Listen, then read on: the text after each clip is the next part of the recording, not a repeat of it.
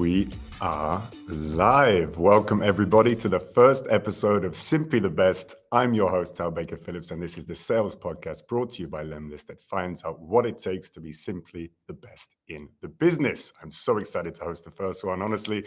So, founder of the Startup Effect, a weekly email focused on the evolution of sales. My guest today is a sales leader with over 7 years of experience in all aspects of revenue management and building sales teams. His professional goal is to be an industry lead and to build the best-in-class sales teams, a patron of remote work, and one of my favorite Argentinians in LinkedIn. I'm proud to announce my host, Alan Ruchtein. Alan, how are you? Hello, my dear friend. Thanks for having me. Thanks for that epic best in class, simply the best, I would say, intro. And thanks for the Argentinian part, as I always do. I have a representation here, Patagonia, Argentina. So again, thank you. Thanks for having me. It's my pleasure to be here. Amazing. Great to have you on. I wouldn't expect anything less. We're going to put our international differences aside and just have a very amiable conversation between England and Argentina. No red cards. So tell us a little bit before we start. Tell us how's your week been. Tease the news maybe yesterday, what you told me. Just tease, only a little bit. Uh, just a little tease you want. It's there's a lot of news going on. We're going to share with the crowd here and the audience. But basically, to introduce myself really quick, as you were saying, you said it to be honest. But I've been working in sales, mainly SaaS, for the last 70 years right now. Mainly in the SaaS sales revenue side, for sure. In startups, not so small startups, a little bit of everything. I'm running right now my weekly newsletter that you mentioned that is called the Startup Effect. And basically, my goal here in this industry is helping every SDR, VDR, AE, sales manager out there to be top performer. That's my aim. That's my goal. That's what I did through my whole career. So I'm happy to share some insights with you here. And we're going to get those insights from you. Thank you. I mean, the first thing I was going to do is say that it wouldn't be a sales podcast without a pitch, but I think you've basically just done that. That's an amazing place to start.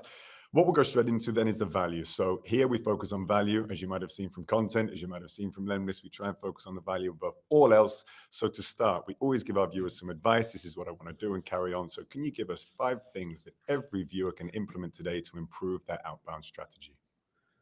That's a really good question, by the way, Tal, because basically we are seeing all over the place outbound, how to do outreach, how to send emails, how to do cold calls, and so on. But the first thing that I would say to anyone listening here is to know your buyer persona. Go back, understand who you are selling to, understand the buyer persona by heart. Why is this so important? Why is this key to become a top performer? Also to hit your quotas on a monthly, on a quarterly basis.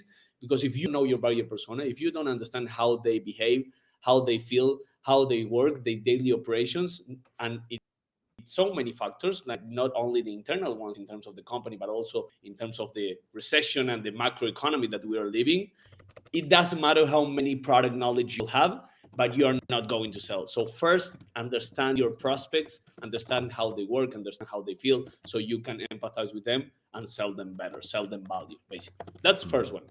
You told me 5, right? So let's go into the 5. second one. Go. Super important.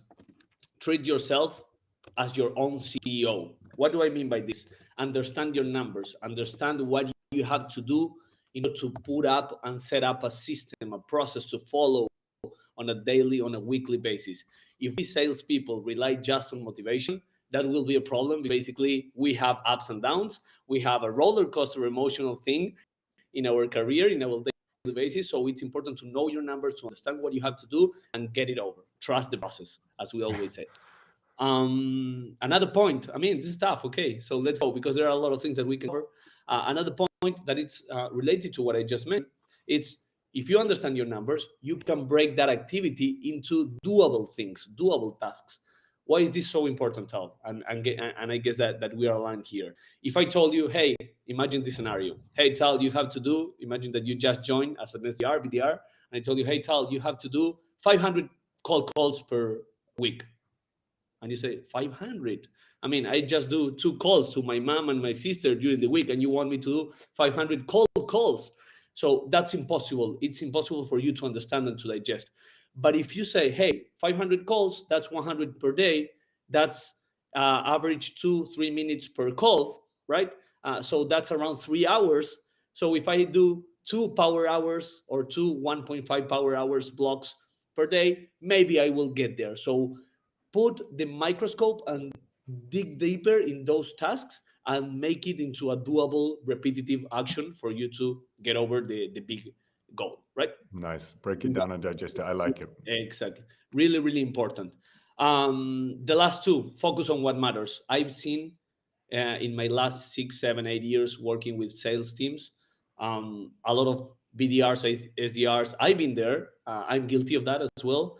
Trying to do everything at the same time. Like I'm going into Salesforce and I'm putting the data entry and completing the CRM. Then I'm jumping into a call. I'm doing something with my team in the office. Focus on what matters. Your time is precious.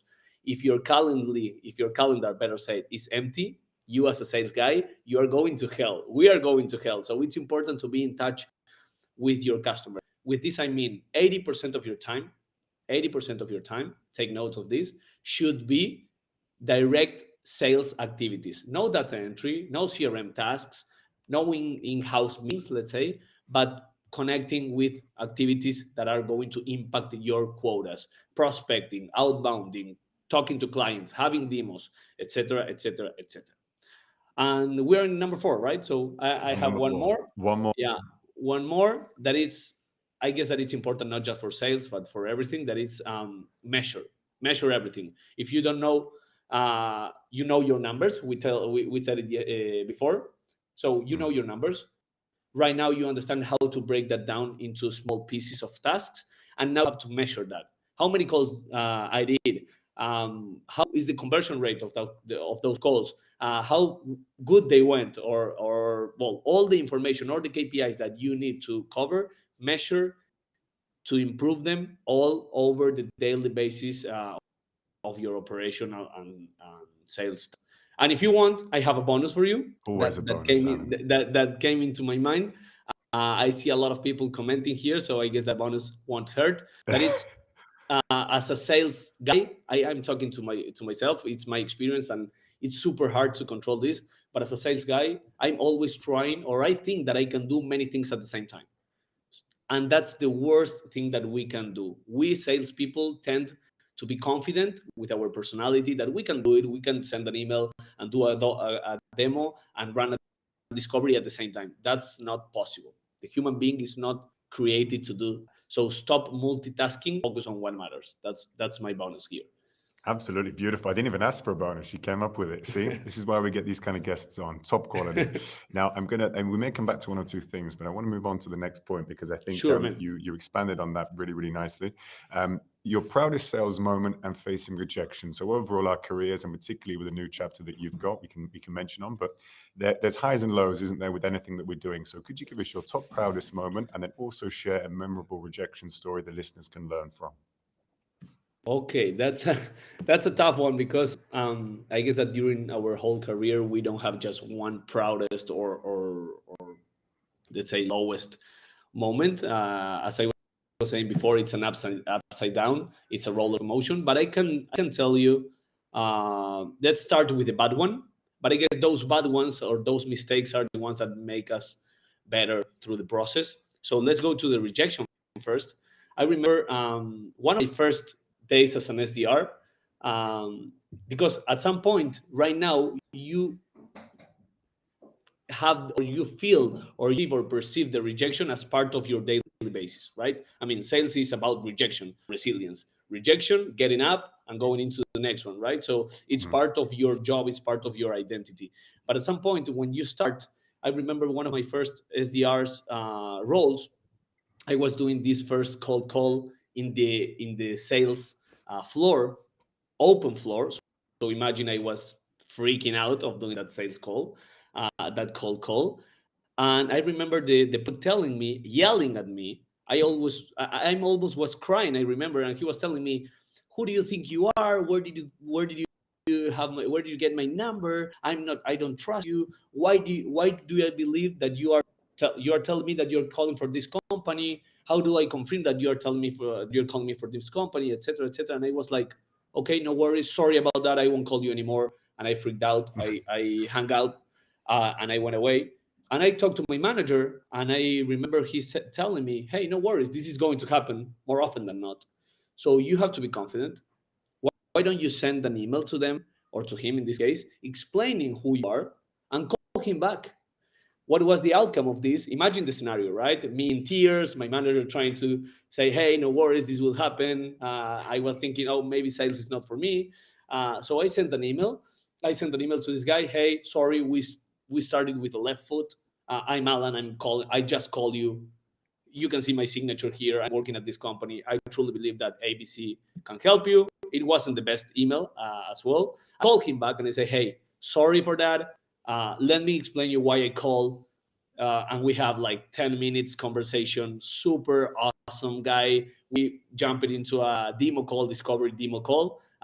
Unfortunately, he didn't buy, but it was a super lesson for me that, hey, no worries, you will find these people. You are talking to humans. You're not behind the screens. So it's important for you to put the tone, right tone, to be confident, to understand why you are adding value, and what we mentioned before, understand your prospect, understand their pains, so you can be really relevant when you are calling them. Yeah. So I that think rejection, I everyone's don't know if you gone have a through question that there. Yeah. point. No, everyone's gone through that point, haven't they? Where they think, I'm not sure if this is for me because this just isn't fun, where you have that first kind of step towards it, and then you realize actually, maybe people are busy, maybe people are actually human. And then, I mean, do you enjoy that connection as well when it's on the phone? Do you prefer that kind of relationship when people are there on the end of the phone as opposed to sort of speaking to them? I know the email helped you, but is that something you prefer?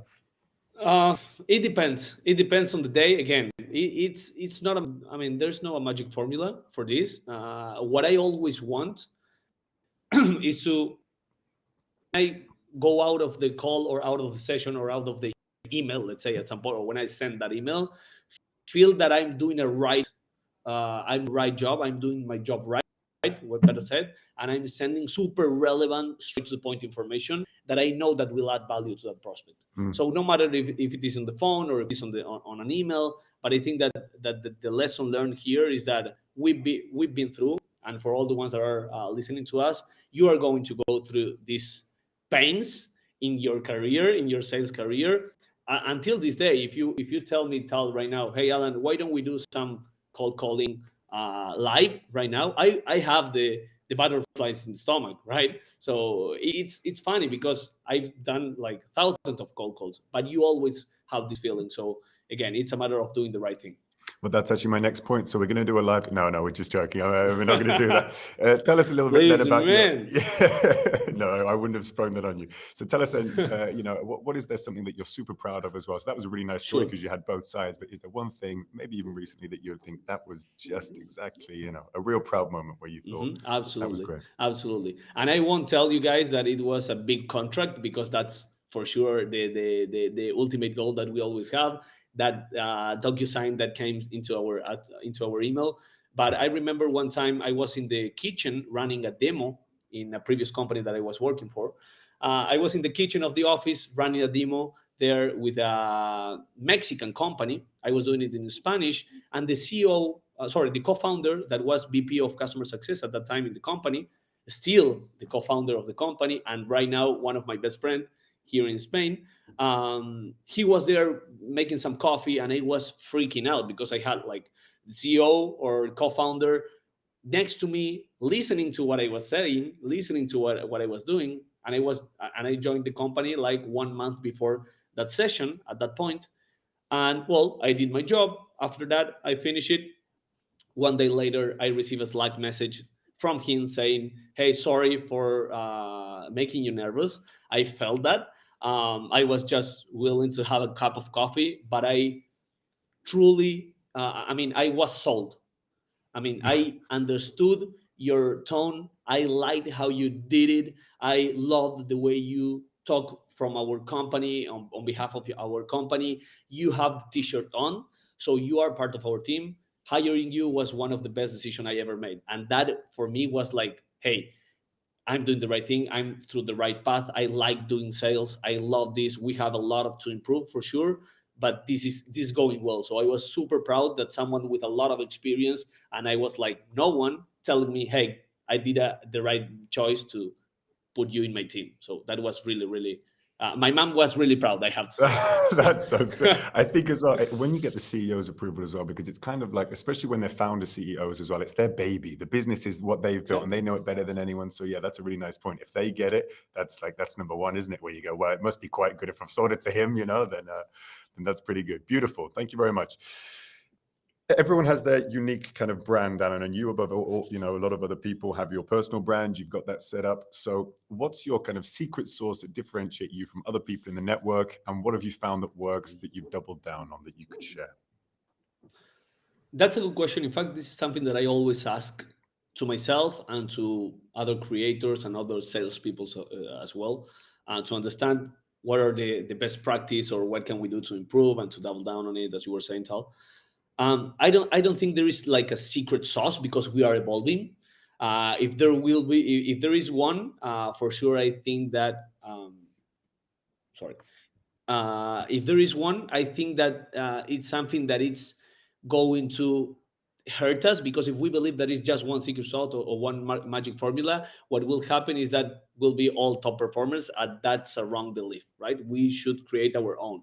In my case, I think that it's a combination of both of two things right now at this stage in 21st century in 2023, that it's art and science, mainly in sales, but you can apply that to personal branding and your own business. Why? Because it's super important. In my own answering to your question, I'm super, let's say, empathetic. I like talking to people. I am super outgoing, so I have no problem to have a conversation out of the blue. And that's important because you are talking to human. It's part of the psychology. It's part of the sales. It's more of the way to build a relationship. But it's not only that. People will not buy from you because you are likable or because you are a good friend, right? Mm. So that's the human side or the art part, let's say. And then you have the science part, that is understanding your numbers, understanding the industry, understanding the trends, the business, the impact that you will have over that business, the KPIs that you will impact, the cost of inaction of not taking into your solution. So there is a combination of how I will be the person that you as a prospect will trust. I will become your friend. We are going to create a relationship. But on top of that, you understand that I'm the expert on the field and that you trust that I will put your business up on the top. So it's a combination of both. I think that the secret sauce, if we can call it that way, is going towards that direction. I think it's a really nice point, and I completely agree on that. One thing I'll say as well is that the amount of value that you bring is second to none. How many times have you had friends that you might mention your product to them, you might say you've moved job, but ultimately they don't buy from you or go with you or convince their managers because it will not help them get their KPIs at the end of the day. It doesn't matter what kind of industry. I've had so many people say like it's tough to do this, tough to do that, because you need to be value first, and people will always buy from people whether they like them or not, or purchase or work with people if they see the value that their product or tool brings on their own KPIs, because people at the end of the day are thinking about their own interests naturally. So I think that's I really good. couldn't agree more. So Couldn't there you agree more. go. Some quick fire questions. So I've All got right, 6 quick shoot. questions and 6 quick answers with a brief explanation. So we'll go into them. Email or cold calling? Oh, that's a good one. I guess that I would do a combination of both. Multi-channel is always the best way to approach your prospect. But if I have to go with one, I would say cold calling for sure. Cold calling. Working fully, no, I know the answer to this next one. Working fully remote or hybrid? I know, I know that you know it because we've been talking about this. I would say I have two ways of putting this, but I understand that this will cause some polemic, let's say, or some controversial opinions. But basically, I am 100% fully remote guy with the office possibility because joining with your team is great. Or if you want to put it the other way, hybrid model, but with no mandatory days. So if you tell me, hey, we have the office, it's hybrid, come whenever you want, that's perfect. If you're telling me come Monday, Friday, and Wednesday and Tuesday, that's not hybrid, that's your decision, right? So Do yeah, you know what's that's my idea. interesting?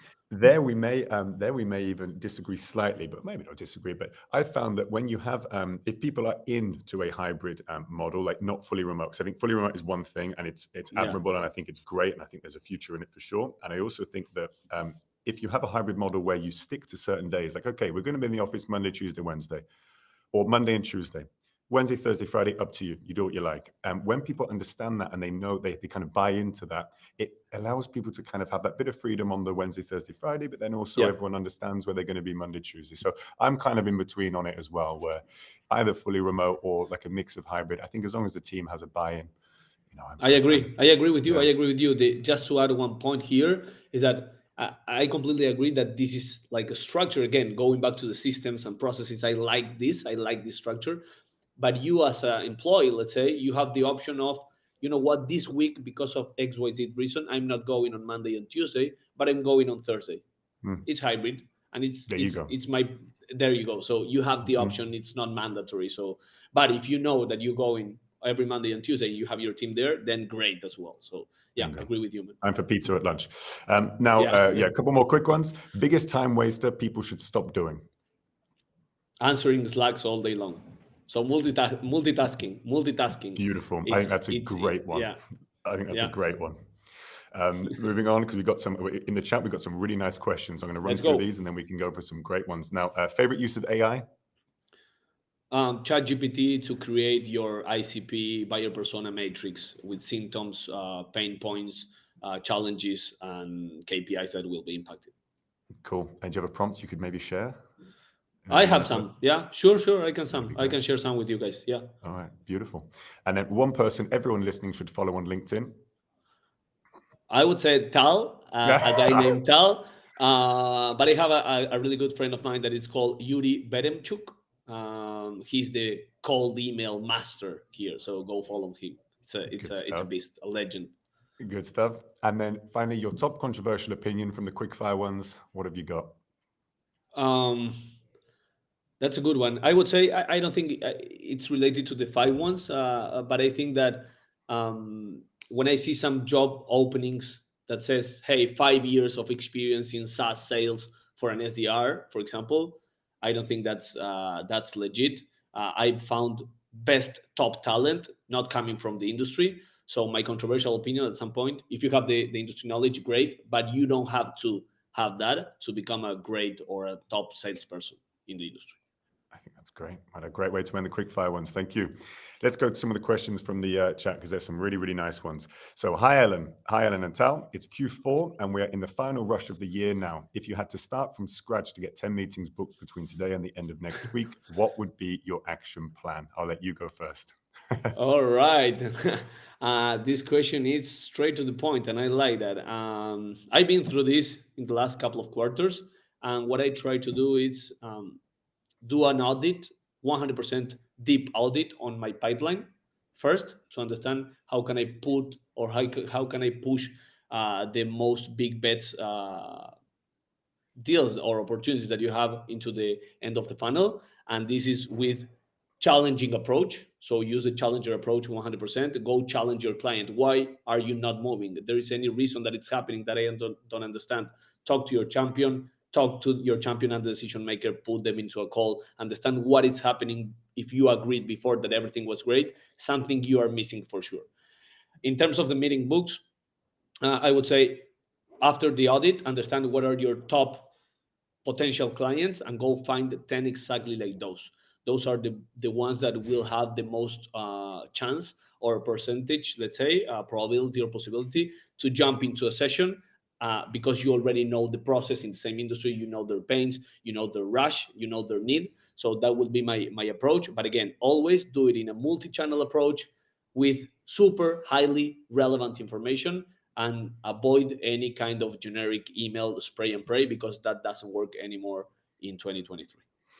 And to give my own insight, what I would do is I would go for prep. So if you have to do it by the end of next week, I would basically make most of today your prep. I would get a list of 300 people. If you want to book 10 meetings, for sure, I would go for something like 300 people, get their contact information, get their LinkedIn profile, get their name, get their maybe a couple of notes on the problems you're looking to solve, and then go as of next week, prep everything you have, prep a campaign, prep a multi-channel campaign if you have the right tool.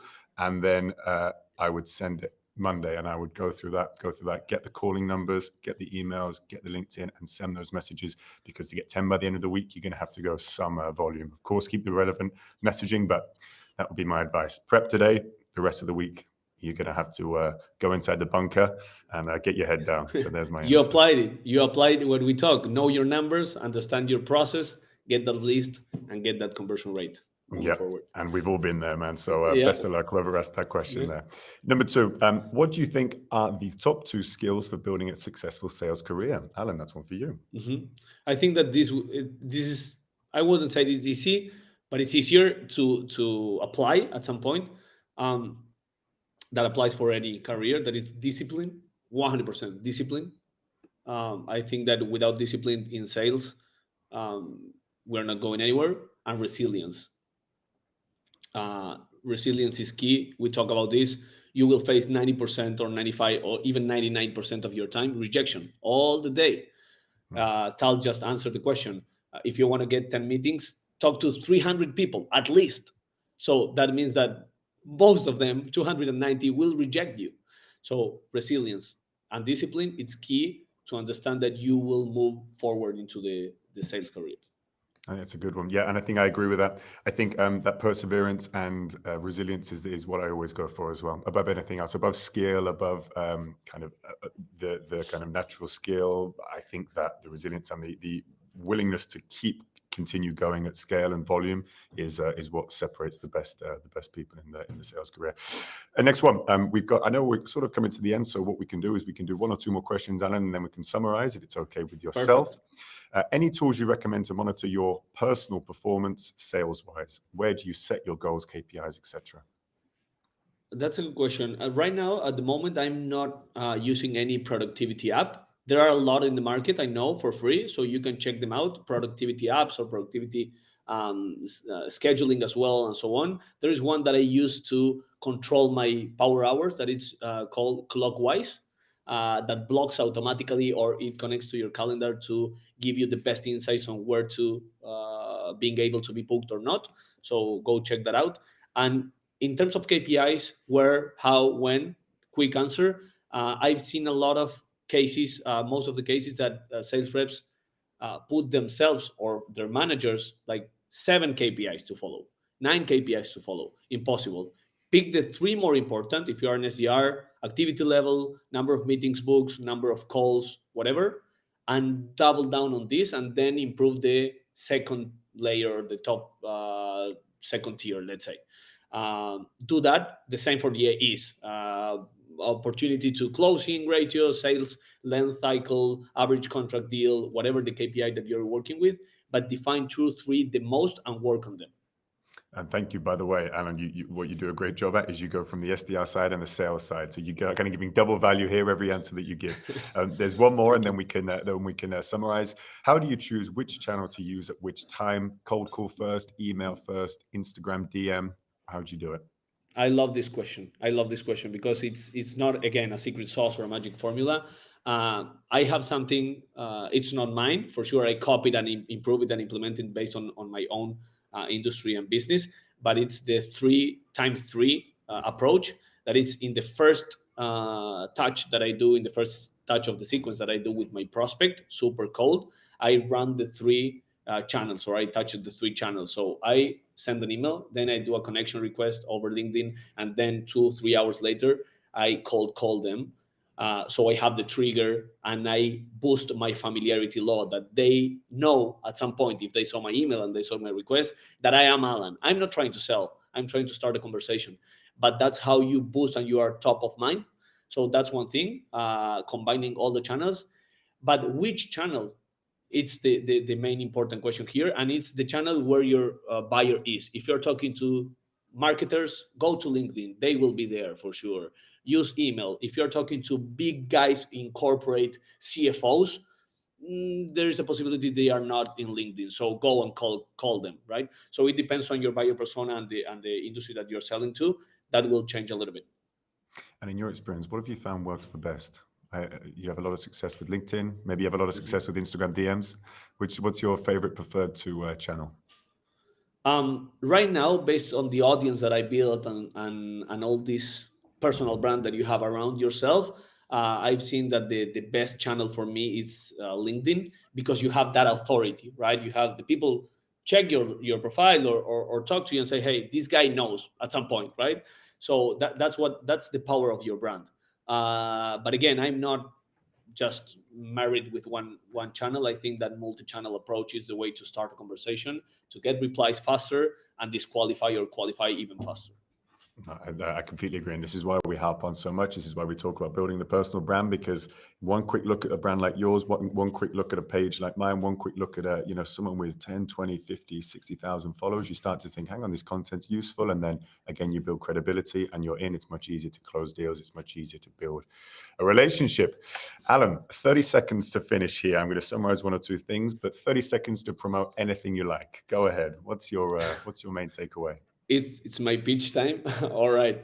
Anyone that is in the audience or anyone that you might know, I'm helping SDRs, AEs, even CEOs with their teams to build up and level up their sales game, from prospecting to outbounding for sure, and how to run top-notch discovery and demo calls. So if at some point you need some help with that, just ping me, send me an email, send me a DM in LinkedIn, or if you need any advice, I'm super open to help you guys. And one more thing, join the startupeffect.com. You will find every Friday, you will receive every Friday at 3 p.m. Spanish time, set time, good, actionable, tactical sales tip in your inbox. I am in. And before we go, a final point. Thank you so much for joining, Alan. It was really, really good to have you, my friend. If you enjoyed this kind of approach, if you enjoy this kind of discussion and these tips, we do urge you to go and join the Outbound Hub. It's the community that we put together on Slack. You have actionable tips. You have people like Alan talking. We have Ask Me Anythings. We have challenges. We recently did a quest for 10K impressions on LinkedIn challenge. Everything that you need to start to build your outbound career or improve it. That's where we are. And then next week, we have a very special guest. It's going to be Beck Holland. She's going to join in the footsteps of Alan. Alan's the first. Beck Holland will be the next. And she will be talking all about sales. If you don't know Beck, join. She's a person who's basically built an entire sales script from scratch. And she will be there with me next week live. Alan, it's been an absolute pleasure. Thank you again for joining me.